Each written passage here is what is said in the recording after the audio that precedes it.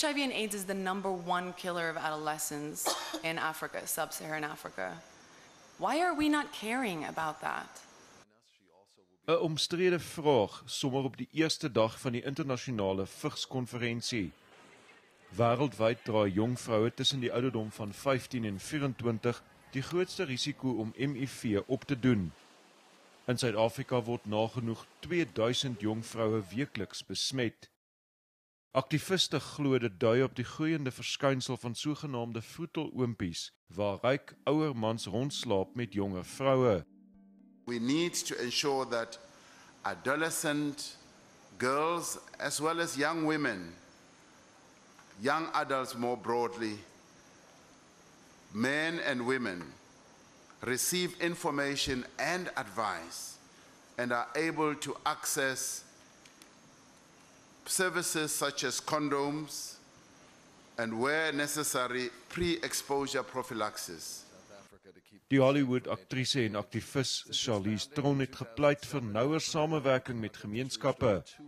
Haar stigting ondersteun plaaslike projekte en bied lewensvaardigheidskursusse vir tieners aan. I think the communities are the ones who are in the trenches.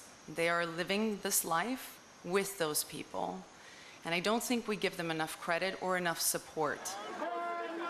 Vroeger het die drukgroep Treatment Action Campaign 'n optog van 5000 mense deur die strate van Durban gelei om gelyke toegang tot HIV-behandeling vir almal te eis.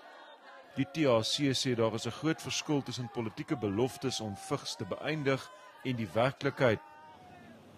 Intussen het wetenskaplikes 'n belangrike siklus van HIV-besmetting geïdentifiseer, nadat hulle omtrent 10,000 mense op die KwaZulu-Natalse platteland getoets het.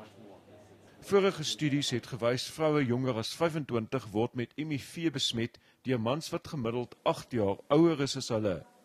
Nou het navorsers ontdek 'n groot getal vroue tussen 25 en 40 is ook HIV positief en hulle dra die virus oor aan mans in dieselfde ouderdomsgroep. About 61.8% of them have HIV. So they then expose men to HIV. These men don't know they've been infected with HIV, and because they are unaware, they haven't been tested yet, and they then transmit HIV because they are having a second partnership with a young woman. Karim sê as mans besny word voor 25-jarige ouderdom, gaan dit reeds help om die probleem te verminder, en dat die middel Truvada vir daaglikse gebruik aan jong vroue beskikbaar gestel moet word om hulle self te beskerm.